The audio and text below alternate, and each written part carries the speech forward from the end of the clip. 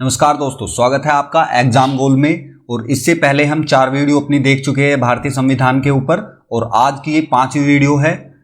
5वीं वीडियो में हम बात करेंगे भाग 5 की। जो हमारे 22 भाग है भारतीय संविधान में, उसमें से भाग 5वें नंबर पर है आज हम। और भाग 5 में है संघ यानी कि संसदीय व्यवस्था, जिसमें कि राष्ट्रपति आते हैं हमारे, प्रधानमंत्री, मंत्रिमंडल और महान्यायवादी। इनके बारे में किस तरह के क्वेश्चंस बन सकते हैं, आज हम वो सारे क्वेश्चन इस वीडियो में कवर करेंगे। तो चलिए शुरू करते हैं हम आज का अपना पहला क्वेश्चन। पहला क्वेश्चन है हमारा, संसदीय सरकार को निम्न में से किस नाम से जाना जाता है। ऑप्शन में हमारे पास कैबिनेट सरकार, उत्तरदायी सरकार या वेस्टमिंस्टर, और ऑप्शन डी है हमारा ये सभी। तो इसका सही आंसर जो होगा वो होगा हमारा ये सभी। जो संसदीय सरकार होती है हमारी, उसको हम कैबिनेट सरकार भी बोलते हैं, हम उसको उत्तरदायी सरकार भी बोलते हैं और हम उसको वेस्टमिंस्टर सरकार भी बोलते हैं। क्वेश्चन नंबर पहले का है हमारा ऑप्शन नंबर डी हमारा सही आंसर हो जाएगा। अब बढ़ते हैं हम अपने नेक्स्ट क्वेश्चन की तरफ। नेक्स्ट क्वेश्चन है हमारा क्वेश्चन नंबर 2, भारत में संसदीय शासन का स्वरूप किस देश से लिया गया है। तो इसका राइट आंसर होगा वो होगा हमारा, जो हमारा भारत में संसदीय शासन है ना, उसको जो ब्रिटेन से लिया गया है, ब्रिटेन से लिया गया है हमारा। ऑप्शन ए राइट आंसर होगा। क्वेश्चन नंबर 3 की तरफ चलते हैं अब हम। क्वेश्चन नंबर 3 है हमारा, केंद्र में संघ कार्यपालिका में कौन कौन होता है। राष्ट्रपति, उपराष्ट्रपति, लोकसभा अध्यक्ष या प्रधानमंत्री। ऑप्शन है ए बी सी डी। तो इसका जो सही आंसर होगा, केंद्र में संघ कार्यपालिका में कौन कौन होता है। राष्ट्रपति होता है, उपराष्ट्रपति होता है, प्रधानमंत्री होता है, लोकसभा अध्यक्ष नहीं होता है। तो जो हमारा आंसर है ए बी और डी, जिसमें हमारा वही आंसर सही है। ए में हमारे ये ए बी और डी आते हैं, ये हमारा सही आंसर होगा। अब केंद्र में संघ कार्यपालिका में कौन कौन होते हैं ये आप ध्यान रखना, हमेशा याद रखना है। ये राष्ट्रपति होता है, प्रधानमंत्री होता है, मंत्रिमंडल और महान्यायवादी, ये सब मिलकर एक संघ कार्यपालिका का निर्माण करते हैं। तो ऑप्शन में हमारे पास इसमें राष्ट्रपति भी है, उपराष्ट्रपति, प्रधानमंत्री है, ये तीनों A B D right answer हो जाएगा। लोकसभा अध्यक्ष इसमें नहीं होता है। अब बढ़ते हैं नेक्स्ट की तरफ। नेक्स्ट हमारा क्वेश्चन नंबर 4 है हमारा, केंद्र की कार्यपालिका शक्ति निहित होती है। ये बहुत ही कॉमन क्वेश्चन है, हर परीक्षा में कहीं ना कहीं हमें देखने को मिल जाता है। ये आया था यूपी कांस्टेबल मुख्य परीक्षा में 2014 में। इसका जो सही आंसर होगा, केंद्र की कार्यपालिका शक्ति निहित होती है राष्ट्रपति में। ऑप्शन नंबर बी हमारा सही आंसर हो जाएगा। अब बढ़ते हैं नेक्स्ट की तरफ। नेक्स्ट है हमारा क्वेश्चन नंबर 5 है हमारा, भारत में सशस्त्र बलों का सुप्रीम कमांडर कौन है। सही आंसर जो होगा वो है हमारा राष्ट्रपति भारत में सशस्त्र बलों का सुप्रीम कमांडर होता है। ऑप्शन नंबर ए हमारा राइट आंसर हो जाएगा। अब देखते हैं हम अपना नेक्स्ट क्वेश्चन क्या है। नेक्स्ट क्वेश्चन है हमारा, विदेशी भूमि में तैनात राजदूत और उच्चायुक्त डैश डैश डैश का प्रतिनिधित्व करते हैं। तो ये खाली स्थान है, यहां पर क्या आ सकता है हमारा, मंत्रिमंडल का प्रतिनिधित्व करते हैं या संसद का प्रतिनिधित्व करते हैं या प्रधानमंत्री का या राष्ट्रपति का। जो विदेशी भूमि, जो दूसरे देशों में हमारे देश के राजदूत नियुक्त होते हैं, उच्चायुक्त नियुक्त होते हैं, ये किसका प्रतिनिधित्व करते हैं। इसका सही आंसर जो होगा वो राष्ट्रपति होगा। ये राष्ट्रपति का प्रतिनिधित्व करते हैं वहां पर दूसरे देशों में जो हमारे देश के राजदूत और उच्चायुक्त नियुक्त किए जाते हैं। क्वेश्चन नंबर 6 का हमारा ऑप्शन नंबर डी हमारा राइट आंसर हो जाएगा। यूपीएसआई 2017 की परीक्षा में पूछा गया क्वेश्चन था ये। तो अब बढ़ते हैं अपने नेक्स्ट की तरफ। नेक्स्ट हमारा क्वेश्चन नंबर 7 है हमारा, राष्ट्रीय सुरक्षा का दायित्व इनके ऊपर है। हमारे राष्ट्रीय सुरक्षा का दायित्व किसके ऊपर होता है, प्रधानमंत्री के, राष्ट्रपति के, मंत्री समूह के या कैबिनेट के। जो हमारी राष्ट्रीय सुरक्षा का दायित्व है वो पूर्णतः राष्ट्रपति के ऊपर निर्भर होता है। यानी कि अगर जो कुछ भी हमें प्रॉब्लम आती है हमारे देश पर या कुछ भी समस्या बनती है, तो ये जो इसका जो निर्वहन करेगा वो राष्ट्रपति करेगा, ये बोझ राष्ट्रपति पर पड़ेगा। ये राष्ट्रीय सुरक्षा का दायित्व, पूरी जिम्मेदारी हमारे राष्ट्रपति जी के ऊपर है। ऑप्शन नंबर 7 का ए हमारा सही आंसर हो जाएगा। अब बढ़ते हैं हम अपने नेक्स्ट क्वेश्चन की तरफ। क्वेश्चन नंबर 8 में हमारा, भारत में किसी दूसरे देश के साथ युद्ध की घोषणा करने का अधिकार किसके पास है। राष्ट्रपति, प्रधानमंत्री, रक्षा मंत्री। तो इसका जो सही आंसर होगा वो हो जाएगा हमारा केवल पी। केवल ये जो अधिकार है वो हमारे राष्ट्रपति जी के पास है, ये प्रधानमंत्री के पास और रक्षा मंत्री के पास नहीं है। पहले राष्ट्रपति जी की हमें जो उनको वे सिग्नेचर करेंगे किसी भी चीज पर तभी युद्ध की घोषणा की जाएगी, अन्यथा नहीं की जाएगी। तो इसके लिए जो जिम्मेदार व्यक्ति है, जिसके पास अधिकार है पूर्णतः युद्ध की घोषणा करने के, वो राष्ट्रपति के पास है, वे प्रधानमंत्री और रक्षा मंत्री के पास भी नहीं है। तो इस तरह से ऑप्शन हमारा केवल पी, यानी कि ऑप्शन नंबर बी हमारा सही आंसर हो जाएगा। अब बढ़ते हैं नेक्स्ट की तरफ। नेक्स्ट है हमारा क्वेश्चन नंबर 9 है हमारा, भारत के संविधान के अनुच्छेद 54 के अनुसार राष्ट्रपति का निर्वाचन ऐसे निर्वाचक गण के सदस्य करेंगे जिसमें ऑप्शन में दिए गए संसद के दोनों सदनों के निर्वाचित सदस्य होंगे, राज्य के विधानसभाओं के निर्वाचित सदस्य होंगे, या केवल ए में उल्लेखित सदस्य, या ए व बी दोनों में उल्लेखित सदस्य है। तो हमारे देश में जब राष्ट्रपति जी का चुनाव होता है तो उसमें संसद के दोनों सदनों, यानी कि उच्च सदन, संसद के 2 सदन होते हैं, उच्च सदन व निम्न सदन। उच्च सदन से मतलब है हमारा यहाँ राज्यसभा, और निम्न सदन से मतलब है हमारा यहाँ लोकसभा, यानी कि दोनों उच्च सदन व लोकसभा दोनों सदनों के निर्वाचित सदस्य होंगे। दूसरा, राज्य के विधानसभाओं के निर्वाचित सदस्य होंगे, और तीसरा, दिल्ली एवं केंद्र शासित प्रदेश जो है दिल्ली और पुदुचेरी के भी निर्वाचित सदस्य होंगे। ये सभी मिलकर राष्ट्रपति जी का चुनाव करते हैं। ऑप्शन नंबर इसमें हो जाएगा हमारा ए एवं बी। ए एवं बी दोनों में उल्लेखित सदस्य, संसद के दोनों सदनों के निर्वाचित सदस्य, राज्य के विधानसभाओं के निर्वाचित सदस्य। सही आंसर हमारा ऑप्शन नंबर डी हो जाएगा। अब बढ़ते हैं हम अपने नेक्स्ट क्वेश्चन की तरफ। नेक्स्ट क्वेश्चन है हमारा क्वेश्चन नंबर 10 है हमारा, इनमें से कौन भारत के राष्ट्रपति के चुनाव के लिए गठित निर्वाचक मंडल का हिस्सा नहीं है। ऑप्शन पढ़ लेते हैं हम, यानी कि इसमें पूछा है राष्ट्रपति के चुनाव के लिए निर्वाचक मंडल का हिस्सा नहीं है। प्रत्येक राज्य की विधानसभा के निर्वाचित सदस्यगण ये तो हिस्सा लेते हैं, राज्य की विधानसभाओं के निर्वाचित सदस्य। दूसरा, प्रत्येक द्विसदनीय राज्य की विधान परिषद के निर्वाचित सदस्यगण, ये नहीं है क्योंकि द्विसदनीय राज्य की विधान परिषद आ रहा है यहाँ पर, ये जबकि विधानसभा है और विधान परिषद है, ये विधानसभा के निर्वाचित सदस्य भाग लेते हैं, विधान परिषद के नहीं लेते हैं। तीसरा है केंद्र शासित प्रदेश दिल्ली और पुदुचेरी की विधानसभाओं के निर्वाचित सदस्यगण, ये पहले क्वेश्चन में बताया था मैंने, ये भी लेते हैं भाग। तो इस हिसाब से हमारा जो क्वेश्चन में निर्वाचक मंडल का हिस्सा नहीं है पूछा गया है, तो ये निर्वाचक मंडल का हिस्सा नहीं है, ऑप्शन नंबर बी। तो केवल बी हमारा सही आंसर हो जाएगा। जो राष्ट्रपति का चुनाव होता है उसमें सिर्फ 3 पार्टी हिस्सा लेती है, एक तो राज्यसभा और लोकसभा के निर्वाचित सदस्य, दूसरा राज्य की विधानसभाओं के निर्वाचित सदस्य, और तीसरा दिल्ली और पुदुचेरी की विधानसभाओं के निर्वाचित सदस्य, ये भाग लेते हैं राष्ट्रपति के चुनाव में। केवल बी हमारा इस तरह से राइट आंसर हो जाएगा। अब बढ़ते हैं नेक्स्ट की तरफ। नेक्स्ट है हमारा, राष्ट्रपति के चुनाव के संबंध में निम्नलिखित में से कौन सा सत्य है। क्वेश्चन पढ़ लेते हैं हम। अगर राष्ट्रपति का चयन करने वाली पीठ कॉलेज में उल्लेखनीय रिक्तियां हो तो राष्ट्रपति के रूप में किसी व्यक्ति का चुनाव पर सवाल उठाया जा सकता है। राष्ट्रपति पद के लिए नामांकित व्यक्ति को अपना नाम मतपत्र पर दर्ज कराने के लिए 50 मतदाता व प्रस्तावक के रूप में चाहिए होंगे और 50 मतदाता समर्थक के रूप में चाहिए होंगे। तो इन दोनों के बारे में हमें विचार करना है कि कौन सा सही है, या दोनों सही है, या क्या सीन है इसका। इसमें जो सही है वो केवल क्यों है। राष्ट्रपति पद के लिए नामांकित व्यक्ति जो अपना राष्ट्रपति बनना चाहता है, जो व्यक्ति को राष्ट्रपति बनाना चाहते हैं, उसके लिए क्या चाहिए, उसके लिए अपने नाम मतपत्र पर दर्ज कराने के लिए उसको 50 मतदाता प्रस्तावक के रूप में चाहिए होंगे और 50 मतदाता समर्थक के रूप में चाहिए होते हैं। ये हमारा कथन सही है, जबकि ये कथन हमारा पूर्णतः गलत है। तो क्वेश्चन नंबर 11 का हमारा राइट आंसर होगा केवल क्यों। ऑप्शन नंबर सी हमारा राइट आंसर हो जाएगा। अब बढ़ते हैं हम अपने नेक्स्ट क्वेश्चन की तरफ। नेक्स्ट है हमारा क्वेश्चन नंबर 12 है हमारा, भारत के राष्ट्रपति को प्रणाली के अनुसार एक निर्वाचक मंडल के सदस्यों द्वारा चुना जाता है।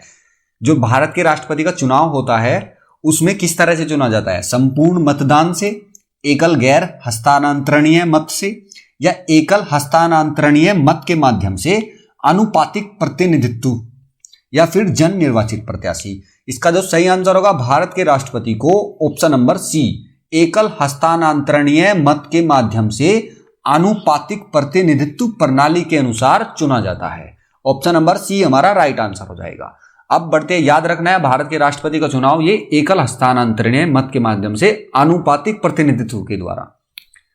अब बढ़ते हैं नेक्स्ट की तरफ। नेक्स्ट है हमारा क्वेश्चन नंबर 13 है हमारा, राष्ट्रपति और उपराष्ट्रपति के चुनाव के संबंध में चुनाव याचिका को किसके समक्ष दायर किया जाता है। यानी कि अगर चुनाव में कोई विवाद हो जाता है किसी भी तरह का, जैसे कि भाई ये व्यक्ति राष्ट्रपति का चुनाव लड़ने के लायक है या फिर नहीं है, या फिर ये चीट कर रहा है, कुछ भी विवाद होता है तो उसको कौन देखेगा? निर्वाचन आयोग, राष्ट्रपति, उच्च न्यायालय या फिर सर्वोच्च न्यायालय। तो जो राष्ट्रपति और उपराष्ट्रपति के चुनाव के बीच में जो कोई प्रॉब्लम आ जाती है, उन चीजों को सर्वोच्च न्यायालय देखेगा। और ये बात कहां पर लिखी गई है? ये बात लिखी गई है हमारे अनुच्छेद 71 में, 71 में इसके बारे में डिटेल से लिखा गया है कि राष्ट्रपति और उपराष्ट्रपति के चुनाव से संबंधित विवादों का मामला सर्वोच्च न्यायालय देखेगा, और अनुच्छेद 71 में इसके बारे में लिखा गया है। तो क्वेश्चन नंबर 13 का हमारा ऑप्शन नंबर डी हमारा सही आंसर हो जाएगा। अब बढ़ते हैं नेक्स्ट की तरफ। नेक्स्ट है हमारा क्वेश्चन नंबर 14। क्वेश्चन नंबर 14 हमारा है, किसके तत्वाधान में भारत के राष्ट्रपति शपथ ग्रहण करते हैं? भारत के राष्ट्रपति को शपथ ग्रहण कौन कराता है? मुख्य चुनाव आयुक्त, भारत के मुख्य न्यायाधीश, या भारत के उपराष्ट्रपति, या लोकसभा अध्यक्ष। तो इसका जो सही आंसर होगा, भारत के राष्ट्रपति को शपथ दिलाते हैं भारत के मुख्य न्यायाधीश। ऑप्शन नंबर बी हमारा राइट आंसर हो जाएगा। और फिर उसके बाद में राष्ट्रपति सभी को शपथ दिलाते हैं, जो मेन पद होते हैं अच्छे, जैसे कि भारत के न्यायाधीशों को भारत के राष्ट्रपति शपथ दिलाते हैं, प्रधानमंत्री, कैबिनेट मंत्री, भारत के महान्यायवादी, इन सभी को भारत के राष्ट्रपति ही शपथ दिलाते हैं। फिलहाल में बात की गई है इसमें भारत के राष्ट्रपति को कौन शपथ दिलाता है? भारत के राष्ट्रपति को भारत के मुख्य न्यायाधीश शपथ दिलाते हैं। इसका क्वेश्चन नंबर 14 का हमारा ऑप्शन नंबर बी हमारा सही आंसर हो जाएगा। अब बढ़ते अपने नेक्स्ट की तरफ। क्वेश्चन नंबर 15 है हमारा, किसके द्वारा भारत के राष्ट्रपति को उसके पद से पदच्युत किया जा सकता है? यानी कि उनको राष्ट्रपति को हटाया जा सकता है। वो कौन हटा सकता है? प्रधानमंत्री हटा सकते हैं, सर्वोच्च न्यायालय, लोकसभा या संसद।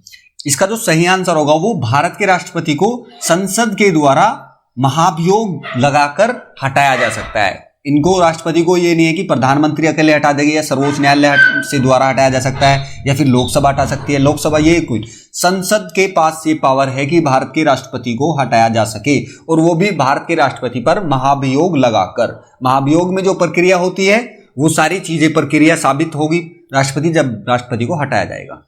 अब बढ़ते हैं नेक्स्ट की तरफ। मतलब साबित से मतलब साबित भी होगी, जो उन पर आरोप लगेगा और आरोप लगेगा वो भी साबित करना है, और फिर जो इनके हटाने की प्रक्रिया है वो पूरी की जाएगी, तब राष्ट्रपति जी हटेगी। क्वेश्चन नंबर 16 है हमारा, भारतीय संविधान के किस अनुच्छेद में राष्ट्रपति पर दोषारोपण का प्रावधान है?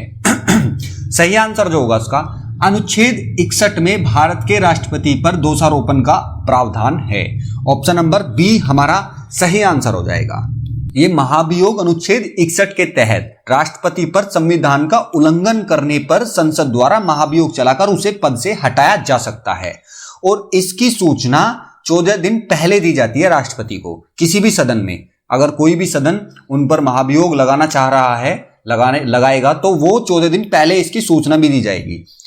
उस सदन का 1/4 सदस्य लिखित प्रस्ताव द्वारा सहमति व्यक्त करे। आरोपों का अन्वेषण अनिवार्य रूप से किया जाना चाहिए। महाभियोग जो प्रक्रिया है ना, उसको एक बात बता दूं मैं, महाभियोग प्रक्रिया ये संसद की एक अर्धन्यायिक प्रक्रिया है। और अर्धन्यायिक प्रक्रिया है ये किस लिए कहा जाता है? क्योंकि जो राष्ट्रपति का चुनाव करते हैं उस टाइम पर तो भाग लेते हैं लोकसभा और राज्यसभा के निर्वाचित सदस्य, राज्य विधानसभाओं के निर्वाचित सदस्य, और जो हमारी केंद्र शासित प्रदेश है उनके विधानसभाओं के निर्वाचित सदस्य। लेकिन जब महाभियोग चलाया जाता है और उनके हटाने की प्रक्रिया चलाई जाती है, तो ये जो सिर्फ संसद के उच्च सदन व निम्न सदन के सदस्य ही उसमें हटाने में भाग लेते हैं, जबकि दिल्ली एवं पुदुचेरी व राज्य के विधानसभाओं के जो निर्वाचित सदस्य है वे इसमें भाग नहीं लेते हैं। इसीलिए इसको अर्धन्यायिक प्रक्रिया कहा गया है। अब बढ़ते हैं नेक्स्ट की तरफ। नेक्स्ट है हमारा क्वेश्चन नंबर 17 है हमारा, राष्ट्रपति के विरुद्ध महाभियोग के संदर्भ में निम्नलिखित में से कौन सा सही है? राष्ट्रपति के विरुद्ध जो महाभियोग चलाया जाता है उसके बारे में कुछ कथन दिए गए हैं और वे बताने हमें कथन सही है या गलत है। राष्ट्रपति के विरुद्ध जो महाभियोग चलाया जाता है उसके बारे में कोई 2 कथन दिए गए हैं, इसमें से हमें यह बताना है कि कौन सा कथन सही है। कथन नंबर 1, दोनों सदनों के सदस्य बहस में हिस्सा लेते हैं परंतु केवल राज्यसभा के सदस्यों को मत देने का अधिकार है। यह गलत है। दोनों सदन के सदस्य भाग लेते हैं और राज्यसभा के सदस्य भी और लोकसभा के सदस्य को भी मत देने का अधिकार है।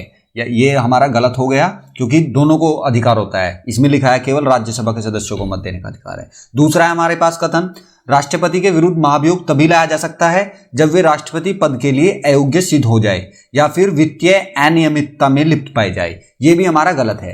राष्ट्रपति के विरुद्ध महाभियोग तभी लाया जा सकता है जब उन्होंने संविधान का उल्लंघन किया हो, तभी उनके विरुद्ध महाभियोग लाया जाता है। तो इस तरह से हमारा जो ऑप्शन होगा राइट, ए और बी दोनों ही नहीं, कोई सा भी इनमें से सही नहीं है। ऑप्शन नंबर डी हमारा सही आंसर हो जाएगा। अब बढ़ते हैं हम अपने नेक्स्ट क्वेश्चन की तरफ।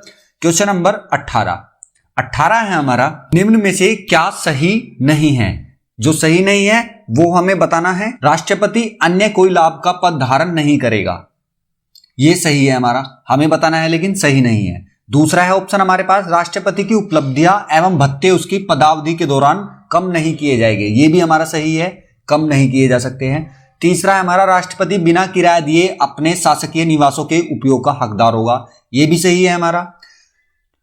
चौथा है हमारा, राष्ट्रपति को अपने कार्यकाल तक किसी भी दशा में हटाया नहीं जा सकेगा, ये हमारा ऑप्शन गलत हो जाएगा। राष्ट्रपति को अपने कार्यकाल तक किसी भी दशा में हटाया नहीं जा सकता, ये कह रहा है, जबकि हटाया जा सकता है राष्ट्रपति पर महाभियोग लगाकर।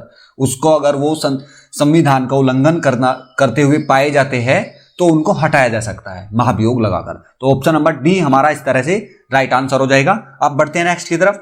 नेक्स्ट हमारा क्वेश्चन नंबर 19 है हमारा, निम्नलिखित में से किसकी नियुक्ति राष्ट्रपति के द्वारा की जाती है?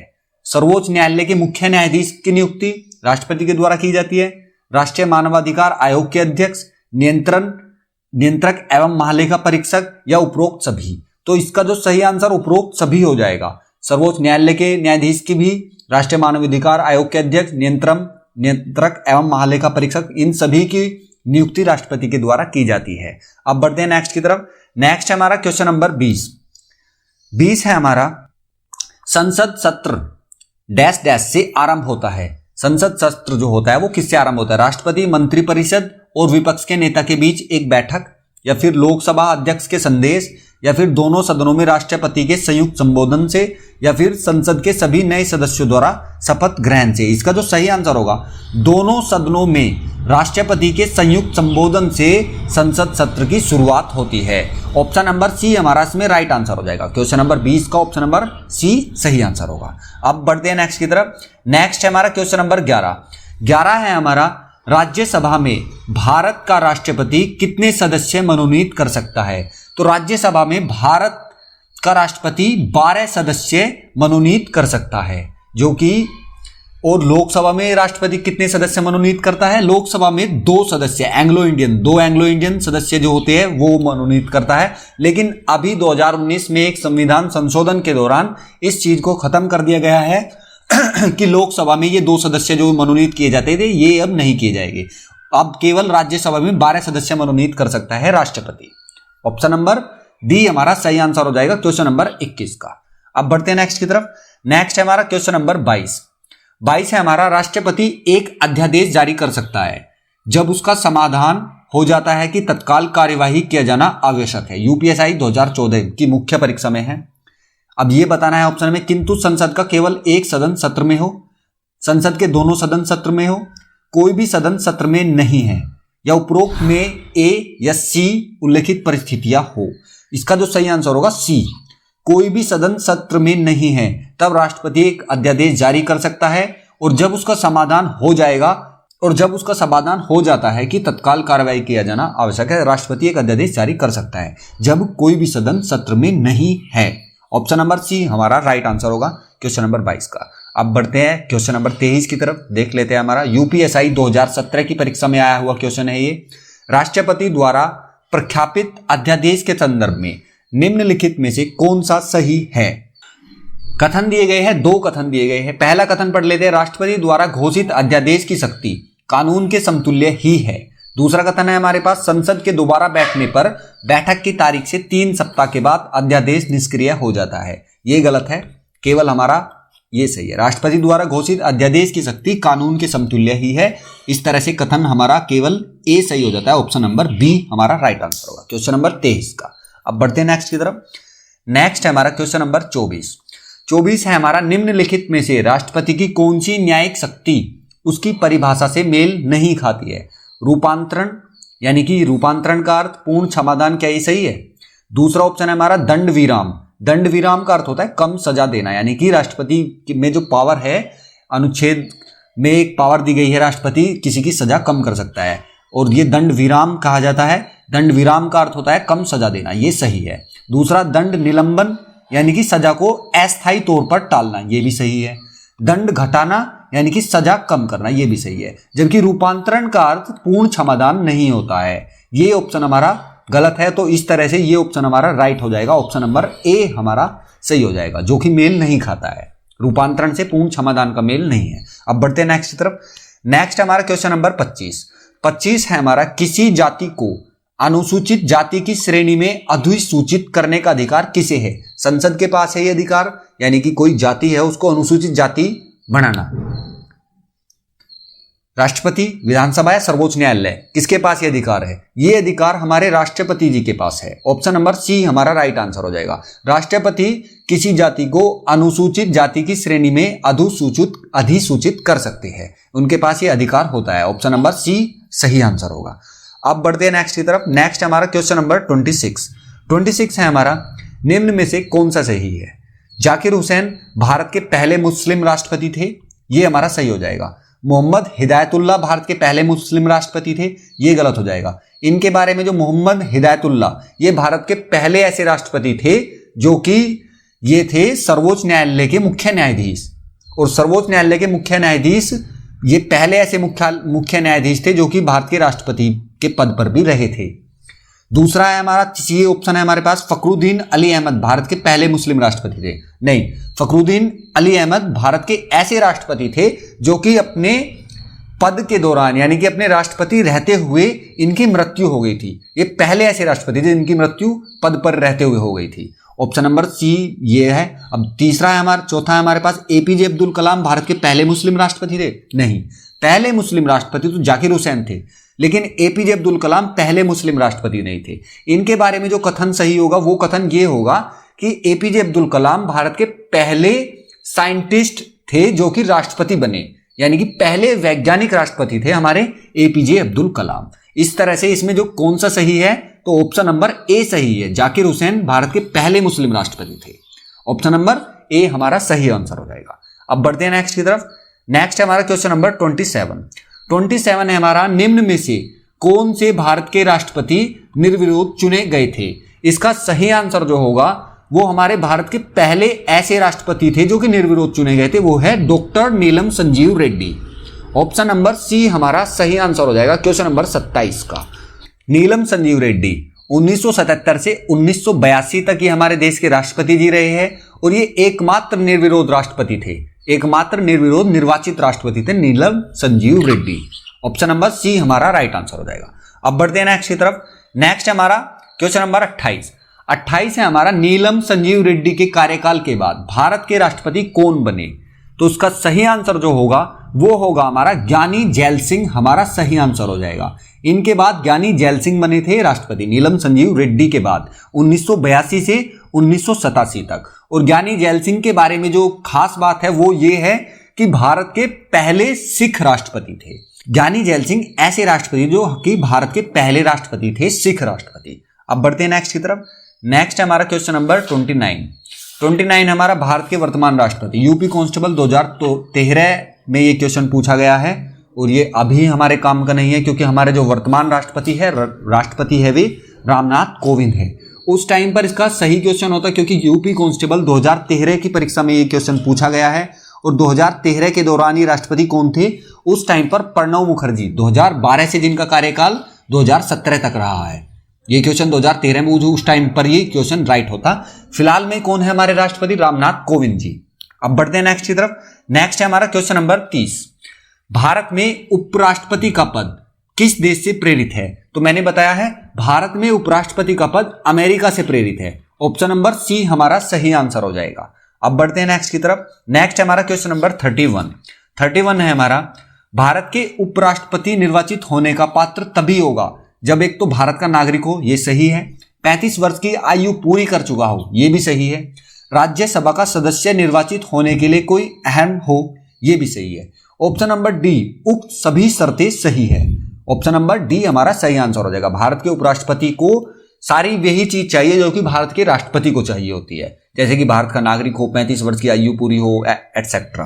तो उसी तरह से उपराष्ट्रपति के लिए भी वही चीजें चाहिए होती है। ये तीनों ऑप्शन हमारे सही है, उक्त सभी शर्तें सही। ऑप्शन नंबर डी हमारा सही आंसर हो जाएगा। अब बढ़ते हैं नेक्स्ट की तरफ। क्वेश्चन नंबर 32 है हमारा, राज्यसभा के मनोनीत सदस्यों के संदर्भ में निम्नलिखित में से कौन सा वक्तव्य सही है। कथन दिए गए हैं, हमें बताना है सही कौन सा है। कथन पढ़ लेते हैं हम। भारत के राष्ट्रपति के चुनाव में उन्हें मत देने का अधिकार नहीं है, ये बात सही है। जो राज्यसभा के मनोनीत सदस्य है उनको चुनाव में मत देने का अधिकार नहीं होता है, लेकिन भारत के उपराष्ट्रपति के चुनाव में उन्हें मत देने का अधिकार है, ये सही है, ये भी सही है। ए और बी दोनों। राज्यसभा में जो 12 सदस्य मनोनीत किए जाते हैं उनके बारे में ये कथन है। वे जो 12 सदस्य है, क्या वे राष्ट्रपति के चुनाव में मत देते हैं? नहीं देते हैं। ऑप्शन में क्या लिखा है? नहीं देते हैं। तो ये सही हो गया हमारा ऑप्शन। दूसरा ऑप्शन है हमारे पास, दूसरा कथन है हमारे पास, भारत के उपराष्ट्रपति के चुनाव में उन्हें मत देने का अधिकार है, ये सही है, ये भी सही है। यानी कि ए और बी दोनों सही है। जो 12 सदस्य राष्ट्रपति के द्वारा मनोनीत किए जाते हैं उनको राष्ट्रपति के चुनाव में मत देने का अधिकार नहीं है, जबकि उनको उपराष्ट्रपति के चुनाव में मत देने का अधिकार होता है। ए और बी दोनों हमारे यहां पर सही हो जाएंगे। अब बढ़ते हैं नेक्स्ट की तरफ। नेक्स्ट है हमारा क्वेश्चन नंबर 33 है हमारा, उपराष्ट्रपति को पद की शपथ कौन दिलवाता है? मुख्य चुनाव आयुक्त, भारत के राष्ट्रपति, या फिर भारत के मुख्य न्यायाधीश, या फिर लोकसभा अध्यक्ष। तो सही आंसर जो होगा, राष्ट्रपति जी को कौन दिलाता है? भारत के मुख्य न्यायाधीश। उपराष्ट्रपति को पद की शपथ कौन दिलाता है? उनको दिलाते हैं भारत के राष्ट्रपति। ऑप्शन नंबर बी हमारा सही आंसर हो जाएगा। उपराष्ट्रपति को भारत के राष्ट्रपति शपथ दिलाते हैं। अब बढ़ते हैं नेक्स्ट की तरफ। नेक्स्ट हमारा क्वेश्चन नंबर 34 है हमारा, राष्ट्रपति और उपराष्ट्रपति पद की शपथ के संदर्भ में निम्नलिखित में से कौन सा वक्तव्य सही है? ऑप्शन नंबर ए, हमारे पास संविधान का संरक्षण, सुरक्षा और प्रतिरक्षा करने के लिए राष्ट्रपति अपने पद की शपथ लेते हैं। क्या यह बात सही है? यह बात बिल्कुल पूर्णतः सत्य है। ऑप्शन नंबर ए हमारा सही हो जाएगा। दूसरा कथन है हमारे पास, उपराष्ट्रपति संविधान के प्रति अपनी सत्यनिष्ठा और वफादारी की शपथ लेते हैं, यह भी हमारा सही है। यानी कि ए और बी दोनों कथन हमारे यहां पर सही है। ऑप्शन नंबर डी हमारा सही आंसर हो जाएगा। अब बढ़ते हैं नेक्स्ट की तरफ। नेक्स्ट है हमारा क्वेश्चन नंबर 35 है हमारा, उपराष्ट्रपति अधिकतम कितनी अवधि तक राष्ट्रपति के रूप में कार्य कर सकता है? इसका राइट आंसर होगा 6 माह। 6 माह तक उपराष्ट्रपति राष्ट्रपति के रूप में कार्य कर सकते हैं। जैसे कि राष्ट्रपति की पद के दौरान रहते हुए मृत्यु हो जाती है, या फिर राष्ट्रपति जी हमारे बीमार पड़ जाते हैं, तो उस टाइम पर उपराष्ट्रपति राष्ट्रपति का पद पर ग्रहण कर लेते हैं। और यदि ऐसी स्थिति बनती है कि राष्ट्रपति भी बीमार है, उपराष्ट्रपति भी बीमार है, तब राष्ट्रपति कौन बनेगा? तब राष्ट्रपति भारत के जो सर्वोच्च न्यायालय है उसका मुख्य न्यायाधीश राष्ट्रपति के पद पर रहेगा तब तक। और कितने दिन तक रहता है ऐसा? ये 6 महीने, 6 माह, 6 मंथ्स। बी ऑप्शन हमारा राइट आंसर होगा। क्वेश्चन नंबर 35 का ऑप्शन नंबर बी सही आंसर हो जाएगा। अब बढ़ते हैं नेक्स्ट की तरफ। नेक्स्ट है हमारा क्वेश्चन नंबर 36 में क्या है हमारा, निम्नलिखित में से कौन से उपराष्ट्रपति ने आगे चलकर राष्ट्रपति के रूप में कार्य किया? Doctor S Radhakrishnan, doctor Zakir Hussain, V V Giri, या ये सभी? इसका सही आंसर होगा ये सभी। ये सारे उपराष्ट्रपति के पद पर रह चुके हैं और फिर आगे चलकर राष्ट्रपति के पद पर भी ये रह चुके हैं। Doctor S Radhakrishnan, doctor Zakir Hussain व वीवी गिरी, ये सभी हमारा सही हो जाएगा। ऑप्शन नंबर डी हमारा राइट आंसर हो जाएगा। अब बढ़ते हैं हम अपने नेक्स्ट की तरफ। नेक्स्ट है हमारा क्वेश्चन नंबर 37 है हमारा, भारत में संघ की कार्यकारी शक्तियां वास्तविक रूप में किस में निहित होती है? इसका सही आंसर बताना है, और सही आंसर जो होगा वो होगा हमारा प्रधानमंत्री। भारत में संघ की कार्यकारी शक्तियां वास्तविक रूप में प्रधानमंत्री में निहित होती है। ऑप्शन नंबर सी हमारा सही आंसर हो जाएगा। अभी इससे मिलता हुआ हमने पहले एक क्वेश्चन देखा था, वो क्वेश्चन मैं आपको बता दूं, केंद्र की कार्यपालिका शक्ति किस में निहित होती है? केंद्र की कार्यपालिका शक्ति राष्ट्रपति में निहित होती है, और जबकि भारत में संघ की कार्यकारी शक्तियां वास्तविक रूप में प्रधानमंत्री में निहित होती है। यानी कि इसका कहने का अर्थ यह है, एक तो क्वेश्चन में हमें कंफ्यूज नहीं होना है, इसमें पूछा है भारत में संघ की कार्यकारी शक्तियां वास्तविक रूप में, ये प्रधानमंत्री आएगा अगर इस तरह का क्वेश्चन आता है। और यदि ये क्वेश्चन आता है कि केंद्र की कार्यपालिका शक्ति निहित होती है, उसमें जो ऑप्शन आएगा, आंसर आएगा, उसका आंसर आएगा राष्ट्रपति, वो राष्ट्रपति में निहित होती है। तो यहां पे एक तो हमें ये याद रखना है। दूसरा, इस क्वेश्चन का कहने का अर्थ क्या है, यानी कि सारी पावर राष्ट्रपति के पास है, लेकिन ये एक नाम के पावरफुल इंसान है। जो असली में पावरफुल इंसान होता है वो हमारे देश में प्रधानमंत्री होता है। तो उसी हिसाब से जो पूछा गया है, भारत में संघ की कार्यकारी शक्तियों का वास्तविक रूप में किस में निहित होती है, वो प्रधानमंत्री में होती है। ऑप्शन नंबर सी हमारा सही आंसर हो जाएगा। अब बढ़ते हैं नेक्स्ट की तरफ। नेक्स्ट है हमारा क्वेश्चन नंबर 38 है हमारा, भारत में प्रधानमंत्री की नियुक्ति कौन करता है? तो भारत में जो प्रधानमंत्री की नियुक्ति करता है वो करता है राष्ट्रपति। ऑप्शन नंबर सी हमारा सही आंसर हो जाएगा। अब बढ़ते हैं नेक्स्ट की तरफ। नेक्स्ट है हमारा क्वेश्चन नंबर 39, कैबिनेट का नेता कौन होता है? राष्ट्रपति, लोकसभा अध्यक्ष, उपराष्ट्रपति या प्रधानमंत्री? कैबिनेट का नेता होता है प्रधानमंत्री। ऑप्शन नंबर सी हमारा सही आंसर हो जाएगा। क्वेश्चन नंबर 39 के बाद हम देख लेते हैं हम क्वेश्चन नंबर 40। भारत के केंद्रीय रेल मंत्री को खालिस्तान की सलाह पर खालिस्तान द्वारा नियुक्त किया जाता है। इन दो खालिस्तान में क्या आएगा? प्रधानमंत्री राष्ट्रपति, राष्ट्रपति प्रधानमंत्री, राष्ट्रपति लोकसभा के अध्यक्ष या उपराष्ट्रपति प्रधानमंत्री। तो भारत के केंद्रीय रेल मंत्री को प्रधानमंत्री की सलाह पर राष्ट्रपति द्वारा नियुक्त किया जाता है। क्वेश्चन नंबर 40 का ऑप्शन नंबर ए हमारा सही आंसर हो जाएगा, जबकि पहले राष्ट्रपति और प्रधानमंत्री भी है इसमें ऑप्शन नंबर बी में, लेकिन ये गलत हो जाएगा। अगर हम इस तरह से एक बार को पढ़ के देख लेते हैं, भारत के केंद्रीय रेल मंत्री को राष्ट्रपति की सलाह पर प्रधानमंत्री द्वारा नियुक्त किया जाता है, ये गलत हो जाएगा, क्योंकि ये सही होगा, भारत के केंद्रीय रेल मंत्री को प्रधानमंत्री की सलाह पर राष्ट्रपति द्वारा नियुक्त किया जाता है। ऑप्शन नंबर ए हमारा सही आंसर हो जाएगा।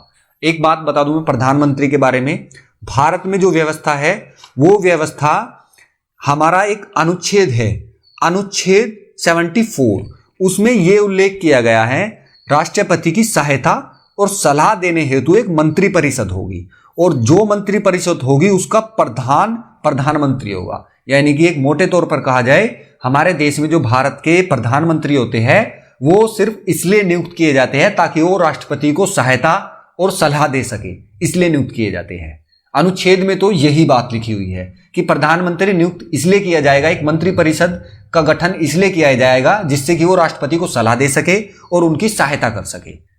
क्वेश्चन नंबर 40 का हमारा सही आंसर होगा ऑप्शन नंबर ए। जबकि वास्तविक शक्तियां हम अपने देश में देखते हैं कि प्रधानमंत्री के हाथ में ही पावर होती है, राष्ट्रपति केवल एक सज्जन पुरुष होता है एक तो, और दूसरा ये कि उसके हाथ में बस नाम के लिए ही पावर होती है।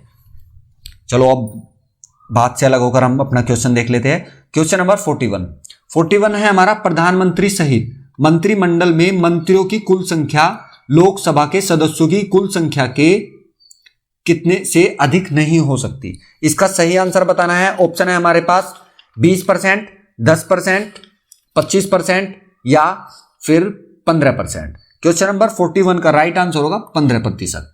सभा के सदस्यों की कुल संख्या के 15% से अधिक नहीं हो सकती है। क्वेश्चन नंबर 41 का ऑप्शन नंबर डी हमारा सही आंसर हो जाएगा। अब बढ़ते हैं नेक्स्ट की तरफ। नेक्स्ट हमारा क्वेश्चन नंबर 42 है हमारा, भारत की केंद्रीय मंत्री परिषद उत्तरदायी है राष्ट्रपति के प्रति, प्रधानमंत्री के प्रति, लोकसभा के प्रति या सर्वोच्च न्यायालय के प्रति। सही आंसर जो होगा वो होगा हमारा लोकसभा के प्रति। भारत की जो केंद्रीय मंत्री परिषद है वो लोकसभा के प्रति उत्तरदायी होती है। ऑप्शन नंबर सी हमारा सही आंसर हो जाएगा। अब बढ़ते हैं नेक्स्ट की तरफ। नेक्स्ट हमारा क्वेश्चन नंबर 43, अविश्वास प्रस्ताव के विषय में इनमें से कौन सा सही है? यूपीएसआई 2017, यह केवल लोकसभा में लाया जा सकता है। अविश्वास जो लाया जाता है, अविश्वास प्रस्ताव, यह लोकसभा में लाया जा सकता है। दूसरा, यह केवल मंत्री परिषद के खिलाफ लाया जा सकता है, किसी एक मंत्री के खिलाफ नहीं। तो कथन बताने हैं हमें कौन सा सही है। कथन दोनों सही है। यह केवल लोकसभा में लाया जाता है, जो अविश्वास प्रस्ताव है यह केवल लोकसभा में लाया जाता है, यह सही है। दूसरा, यह केवल मंत्री परिषद के खिलाफ लाया जाता है, मंत्री परिषद के, किसी एक मंत्री के खिलाफ नहीं लाया जाता, ये पूरे मंत्री परिषद के खिलाफ लाया जाता है। पी और क्यू दोनों सही है अविश्वास प्रस्ताव के बारे में। क्वेश्चन नंबर 43 का ऑप्शन नंबर डी हमारा सही आंसर हो जाएगा। अब बढ़ते हैं नेक्स्ट की तरफ। क्वेश्चन नंबर 44 पहली बार लोकसभा को निम्नलिखित में से किस प्रधानमंत्री ने भंग किया था? सही जो आंसर होगा इंदिरा गांधी।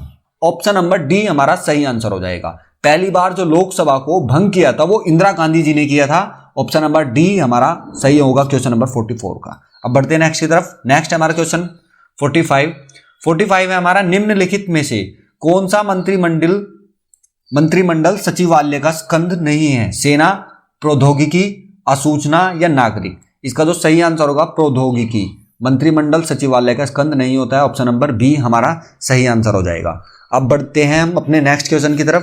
क्वेश्चन नंबर 46 है हमारा,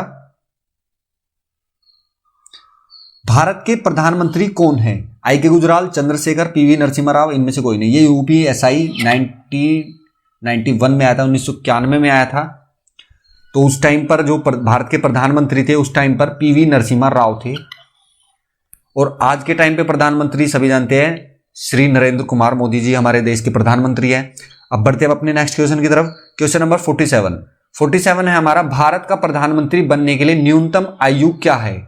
सही आंसर जो होगा वो होगा हमारा, भारत के प्रधानमंत्री बनने के लिए न्यूनतम आयु है 25 वर्ष। अब आयु मैं आपको बता देता हूं, 35 वर्ष राष्ट्रपति के लिए होती है, राज्यसभा के सदस्य के लिए कितनी आयु होती है? वो 30 वर्ष होती है, और जबकि हमारे भारत के प्रधानमंत्री बनने के लिए वो 25 वर्ष होती है। ऑप्शन नंबर बी हमारा सही आंसर हो जाएगा क्वेश्चन नंबर 47 का। अब बढ़ते हैं नेक्स्ट की तरफ। नेक्स्ट हमारा 48 है हमारा, कार्यकरण नियम के अनुसार हस्ताक्षर और संपुष्टि से पहले सभी अंतरराष्ट्रीय समझौते और संधियों सिवाय उनके जिन्हें विनिर्दिष्ट रूप से छूट प्राप्त है को किसकी आवश्यकता होती है? मंत्रिमंडल सचिव से अनुमोदन की आवश्यकता होती है, या फिर मंत्रिमंडल का अनुमोदन, राष्ट्रपति का अनुमोदन, या फिर भारत के मुख्य न्यायाधीश का अनुमोदन? इसका सही आंसर जो होगा वो होगा मंत्रिमंडल का अनुमोदन। मंत्रिमंडल का अनुमोदन की आवश्यकता होती है। ऑप्शन नंबर बी हमारा सही आंसर हो जाएगा क्वेश्चन नंबर 48 का। तो आज की ये क्वेश्चन की सीरीज यहीं पे खत्म करते हैं। उम्मीद करता हूं कि आपको वीडियो अच्छी लगी होगी और हेल्पफुल होगी आपके लिए। आगे इसी तरह की वीडियो देखने के लिए चैनल को सब्सक्राइब कीजिए और वीडियो को लाइक कीजिए। तब तक के लिए मिलते हैं अब जल्द ही नेक्स्ट वीडियो में। तब तक के लिए धन्यवाद।